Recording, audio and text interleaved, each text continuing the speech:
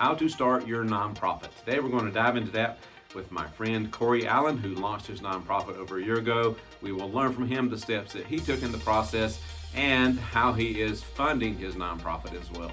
All right, welcome everyone. Excited about having you join us for this episode. And today I'm going to be interviewing Mr. Corey Allen, a longtime friend of mine that I met while working at Kia. We spent a lot of time carpooling back and forth for several years, and that was fun as also a drudgery at times when we had to get up at those early wee hours and changing shifts all the time. But Corey Allen comes from us from Sylvester, Georgia. That is South Georgia, guys, and he is currently has a medical transportation company in Newnan, Georgia. He's also the CEO of the Society for Charity, a nonprofit that concentrates on feeding the homeless in and around Metro Atlanta. He has a business office technology diploma, and he also finished his degree in informational management from Atlanta Metropolitan College in the past couple of years. So excited about having you join us today, Corey, and looking forward to learning more about your involvement and how you got started with your journey and dream of starting your nonprofit. Great. Yeah, I've been doing nonprofit work for years, actually. I teamed up with another major nonprofit called Simply United Together. Okay. They've been going on for about 10 years. They're all over the world. They got branches all over the world. So I've been doing work with them directly for years. So early last year, I said to myself, I want to do it myself, So what I did was I bought this book and I bought this book and I applied, get my 501c3. I studied. I studied every day I came home from work. I just studied and did filed the proper paperwork myself instead of paying somebody. And I filed it to the government, and some months later they approved me. So the tornado hit in March of last year. If everybody know, in Newnan, we had a major tornado, Category 5 tornado.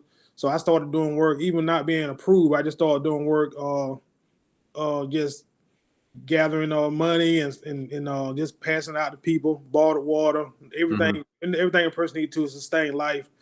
We did it as a group. So and that was in March. So I actually got my paperwork back in July of last year. Okay. And, ever since then, I just been hitting the ground running, doing. I did a book bag drive. We just been doing all kind of non-profit type things. Okay. So, yep. Okay. So that book and studying you did, how much time do you think you spent doing that to get the paperwork and get approved? How much time did you invest in yourself doing the study on your own? Miles Street, I help nonprofit leaders launch and scale their nonprofit dream. All right, what's up?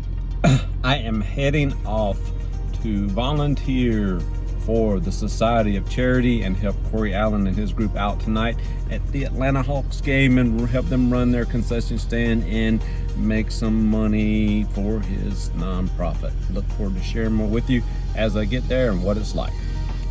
I would say it might have took me, if I would have just did 1 or 2 hours here, there probably took me a month, but I hit the ground really running pretty hard. So it took me about 2 to 3 weeks from start to finish, and filing all the paperwork with the Secretary of State.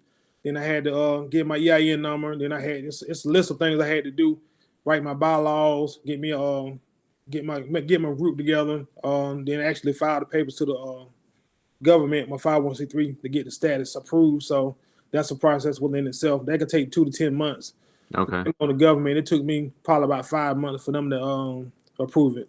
Okay. Yeah, that's pretty good. I mean, especially that was that still in the midst of COVID, or yeah, it was in the midst of COVID, and actually when I was checking on my status with COVID and people, everybody's short staffed at this point. Yeah. So it took a little bit longer than expected, but it normally takes from 2 to 10 months. So I still was in that range. I ran the middle 5-6 months. So, yep. So what was your biggest takeaway from that process? Because just recently, as far as filing paperwork and doing stuff with the government, I've started my LLC and knew what that process was. It's not quite as extensive as doing a 501c. And also just recently did the paperwork for my wife's green card, which is another whole bag of wax there. What? So yeah, tell me a little bit more about that process so others out there might understand what is really involved. And you mentioned that group. Who is that group that your board and people like that? Do me a favor, hit that like button and subscribe to my channel. So yeah, I got parked. There's free parking involved. It's not too hard to find. Not too bad for Atlanta considering it's Friday. But thanks to Waze, I avoided a lot of traffic to try to get my ass here on time, and I'm headed into the stadium. Just people I know mainly, family, just a board I had to come up with, because when you file your paperwork, you got to have a minimum in Georgia 3 people on your board. So it got to be an odd number. So in case, so if you have any discrepancies or any conflicts, somebody can get voted out, or so had to get that together. That part was pretty easy. Just the fact of filing, going step by line. The government asks you so many twisted questions, so I had to stop and do a lot of research, and I had to Google, I had to YouTube, so I had to do a lot of get my legal part right. So yeah, and if you don't do it, that book I bought, I was telling you about, if you don't do it just right, the government can deny you. They ask specific questions that you just got to do your due diligence and do a lot of studying. That's why it take long too. It ain't something you're gonna do in a day or two. Yeah. If you're really serious about it. Okay. So yep. What's the title of that book then? It's called How to Start Your 501. It's How to Start Your 501c3. Okay. I think it's I don't know the author. I had to just send it to you later. But Okay. it's just how you start your 501c3. It's less than $50, and you can they actually got the articles on the back. So what it do is you can print the articles out. So you do your bylaws. So you can actually it's almost like that part is like fill in this your name, just whatever, it asks you certain specific questions that you just put your name in there, Okay. So what was it like when I know you live right there, you're kind of in the heart of where that tornado hit in Noonan, right? And you, based on the dates, it seems like it wasn't approved yet, right? At that point, Right? It wasn't. So how did your involvement and getting involved in something right away in your community help you get your name out there of what you were going to do?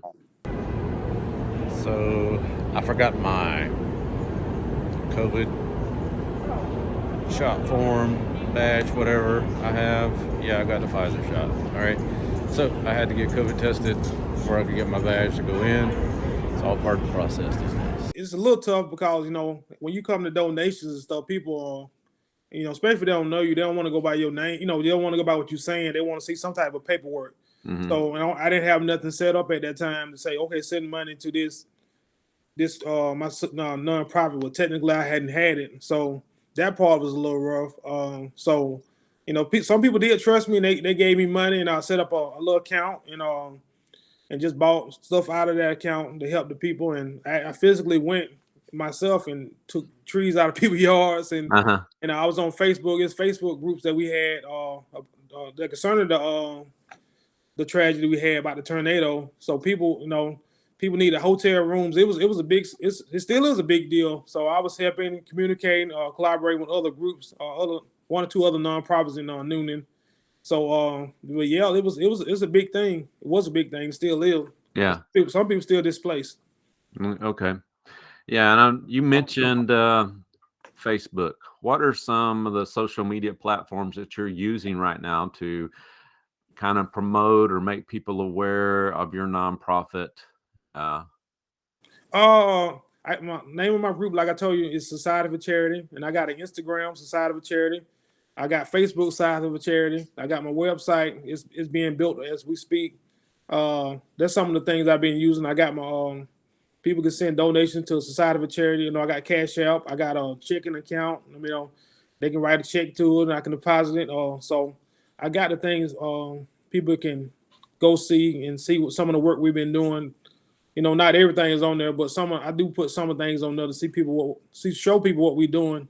Okay. Make sure we legit. Okay. So if someone wanted to make a donation to the Society of Charity, how could they go about doing that? The number one way right now is probably Cash App, Society for Charity. And like I said, they can write a check, Society for Charity, and I got my information. They can actually mail it to the mailing address, and I can send you that later. Okay. You want to put it on the Yeah, we're going. marks or something.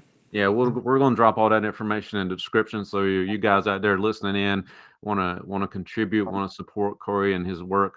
We're going to provide that in the description for the channel as well, so you can do that. So I know a good bit about your journey because we'd worked together for a couple of years, and I've seen I know you you left Kia, and you got the medical transportation business. Right. Plus, I also know you did a lot of different side hustles over the years. Tell some of the people about some of the different side hustles you've done, and how did that contribute to you going in this direction, or what did you learn from that helped you push through to get your nonprofit started? So yeah, I'm up here volunteering, helping out with this crowd here. Corey's got a core group that helps him out on a regular basis. So if you want to volunteer, he's looking for people to volunteer as often as possible. Yes, weekly, monthly, whatever you can do. What did I do? I put those things in there. Yeah, nothing like hot pretzels, right? Yeah, I had to do that. Somebody's making the pizza in the back. And let's come this way a little bit here. Get a little eyes right back here on the popcorn. Yeah, I'm the popcorn man tonight. So whatever needs to be done, I'm going to do it. That's right. Come on. You want to help out? I know you do. It's interesting that you said that, because one of my side hustles was Uber. When Uber and Lyft, I was one of the first ones in Noonan to do it, because I remember distinctly that people didn't know Uber was here. I would turn my app on. I wouldn't get many rides because they thought it was a landing above. But yeah, I picked up a guy, one of the guys I was telling you about earlier, that I helped in Atlanta with the homeless, Mr. Dr. James. He actually got an honorary doctorate from University of Georgia, and he's nationwide. He actually worldwide. It's called Simply United Together. So one of the Uber rides, I actually picked him up, and and he told me what he did, and just like a lot of my customers, I love to talk. So just going through on that journey, just talking to people, learning, networking. When you can contest this at Kia, a lot of people put all their eggs in one basket. So I always told people the average millionaire got 7 streams of income. So if you get off at Kia at 10 o'clock, you got a little energy, work 2 hours, you make $300 a week. That's $1,200 a month. That's a mortgage payment. So it's a no brainer, So I tell any young person or old, if you got any extra time, don't put all your eggs in one basket. Even what you're doing right now, I'm proud of you, because you could have sat back and just worked at Kia for 40 years. Yeah. I'd be dead, man. Yeah, I know. Well, 25 years. But you've been 80 years old, right? But you could have just sit back and say, you know what, I make a decent living. Everybody doing well. I got my house, I got my car. But now you felt like, deep down, you felt like it was more to life, Yeah. That's how I felt, doing the side hustles and making a little extra income for myself. And, I'm always had an entrepreneurial spirit. So I tell anybody, work hard on yourself and you work on anybody else's job. That's so true. I mean, I can resonate with all that. I mean, yeah. When you were doing Uber, I was the one who called you to learn about how to do both Uber and Lyft at the same time when I was trying to get out of debt. I forgot about that. Yeah. I did. Also did that. Let's see, I was doing English teaching virtually for Chinese kids. I've done that. And getting this coaching business started and everything like that. You're right. Going back to the investment, being willing to invest in yourself. Right. People don't realize how much it costs, and the reality is, I know you went back to school and finished your education. We'll touch on that in just a minute, but there's also something a lot of people out there don't realize, and that's the college education. It's a great thing if you're going in the right direction with it. But you also got to realize too, the average return on investment on a college education is 15 years. Right. It's true. And if you invest in yourself, get a coach, or you invest in a mastermind or things of that nature to help improve yourself and get better, the return on investment is like 500% to 700%. Wow. And people don't realize that. People, when it comes to investing in themselves, the first thing they get scared of is paying the money. That's true. And they don't understand that money that they're going to put on themselves is going to come back to them hundreds and hundreds of folds if they really they still have to put into work. And I think that's something both of me and you can speak to, is what you've done. It took you doing time out of your schedule, out of your life, and you had to be willing to give up other things, probably some good things as well, to do that. That's a But I good do point. want you to touch a little bit on what made you decide to go back to school and finish your education. You brought that up because, like you said, I had to give up a lot going back to school and get my degree. It's something I always wanted to do. I just want to just get me at least a degree in something. I chose the health field. I didn't want to take no blood. I didn't want to, do none of that type of stuff like that. I didn't want to be a nurse, so I decided to do health information management. Yeah. So I did a lot of sacrifice, like you said. I would leave Kia. A lot of people don't know. I would leave Kia and drive up to the school, and do my schoolwork, then come back home. So it took a lot of years and preparation to do that. I mean, even vacation time, I had a Saturday class. I mean, one semester I had a Saturday class. Every Saturday I had to be there for 4 months. So every Saturday that we had to work, I tried to take off. Yeah. So it was a lot of sacrifice, a lot of time, and I got a unique story with that, because a lot of kids get in debt. Yeah. You can get a $100,000 loan for getting in debt for being a college student, but it won't give you a $20,000 to start a business. I know it. So what I did was I used my side hustle money and paid for my tuition. So I didn't know no student loans my whole duration. So I would put my side hustle money to the side, and when it came to time to pay, I would pay my tuition. Yeah. It might take a couple of months to pay it, but I never did take a student loan. So I mean, I know that's the unorthodox way of doing it, but it worked for me. No, that's not unorthodox at all. It's not traditional. Let's just say it.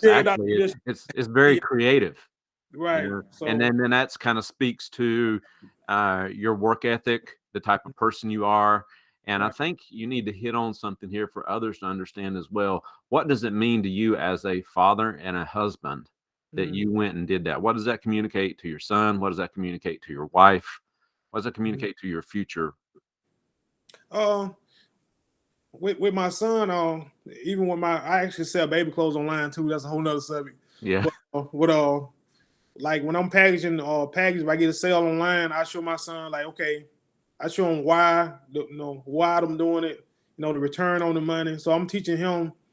He's young, so a lot of times kids don't understand, but I'm trying to show him the entrepreneurial spirit, that hey, you don't have to work for another person, your degree choice should be something that you can go into owning your own. So you got the foreigners, Asian, Indians, they come over, they come to America, they doing nails, they selling hard chicken. Yeah. they're not going to school, getting all that debt. So I know traditionally a lot of times we do have to go to school depending on our degree. But no matter what you go, I always try to turn it into a business for yourself. So and my wife see it too. My wife got 2 businesses. She takes pictures and she also make t-shirts. And she's a school teacher. So my wife, through osmosis, we don't talk about it, but I know from me being around me that she's gonna start creating businesses without me even saying anything. Yeah. Well, that's cool. That's super neat, man. Me and my wife are doing the same thing. She's Thai. She's Asian. She's come to this country. She just got her green card, and so she's been here just over a year. And actually, being here maybe a couple of months, the first thing she noticed right away is there's no reason you can't succeed in this country. There is none. Right. And all it means is you got to put in the work. You got to be willing to try and do different things. And and we see it so many times. You just go around to the different stores and areas, and if you see someone that's not, well, America's a melting pot anyway. You see someone culturally different than you running and owning a business, and you start asking your question. All right, why am I not doing that? If you got a problem, especially if you got a problem with it, that's my question. Those people that have a problem with it, I walk around and ask them, you need to go do it yourself. Go do it yourself. Why? Why aren't you doing it? And you hit on something so true too in this conversation, is that it is our responsibility as parents to educate our kids on how to do these things. Because I mean, your wife's an educator, and I know she's done a good job and works hard at it, but at the same time, our education system doesn't teach our kids how to run a business. Our education system wants them to go work for people like we did for Kia, go make somebody else rich, not make ourselves rich, right? Yeah. and things of that nature. But yeah, that's so true. Now, before we close out, I want you to share with everyone, how can they get involved with your nonprofit and support you? How can they get practically? I know you talked a little bit more about the financial, but also just kind of share a little bit of the long-term vision of where you want to take this and how people can support it. One way a person can contribute to me is I need volunteers. So I don't know if you have seen it on Facebook, but I teamed up with the University of Georgia, Atlanta Hawks, the Mercedes-Benz Stadium, and FSU, LSU. A lot of the major stadiums my nonprofit actually have teamed up with. So the main thing I need right now is volunteers to help run concession stands during the game. And a small portion of the proceeds go toward my nonprofit to feed the homeless. So my main thing I do, not the only thing I do, but the main thing I got going is feeding the homeless and trying to get resources to help the homeless and educating them. Hey, I know you're homeless, but don't stay this way. They just, I don't want to give them a fish. I want them to learn how to fish. So long term, I want to teach the homeless on how to fish for themselves. And I know there's a lot of different reasons why they're homeless, but I want to show them that they don't have to be like that the rest of their life. Okay. And like I said, they can donate by $ Society for Charity. They can donate that way, and the proceeds to go toward helping the community. That's why I call it Society for Charity. We not only help with the homeless, but we help in all different areas. All right, so I finished up helping Corey out. It was fun. It was a lot of work, but fun. It was very busy game. Not expecting to be that busy, but worth the time, worth the investment. So my challenge is to you to sign up yourself, go volunteer, go help out. It's worth it. Okay. Yep. I hope I answered all your questions. Yeah, you did actually. I mean, I don't know about a Georgia game. I might could do a Hawks game or a Falcons game. I know you were LSU maybe. Yeah. But FSU, sorry, nah, I can't do that now. Come on Okay. now. But I would like to get involved with one of those opportunities, and especially if you have something you want some maybe training and things of that nature that I could do with some of the homeless. I've got an extensive background in that, can help with leadership or helping them with resumes, things of that nature, my HR experience and stuff of that nature. That'd be perfect. But yeah, man, I really appreciate you coming on and joining me today. You've really added a lot, and I really we're going to add everything in the description below, and I just want to encourage everyone out there to check out Corey and his the Society for Charity and make a donation and volunteer. That's perfect. Yep. All right, man. I appreciate it. Thank you. I hope you have a great rest of your day, man. I will. Be blessed. Thank you for having me. Hey, I'm Miles Street. Thanks for joining me today. Hope you got some ideas about how you can launch your nonprofit dream. But also check out some other videos. I'll put one up here on resiliency and its impact on efficiency. And I'll put one up here on some leadership and goal setting for yourself as well. So check those out, and thanks for joining me.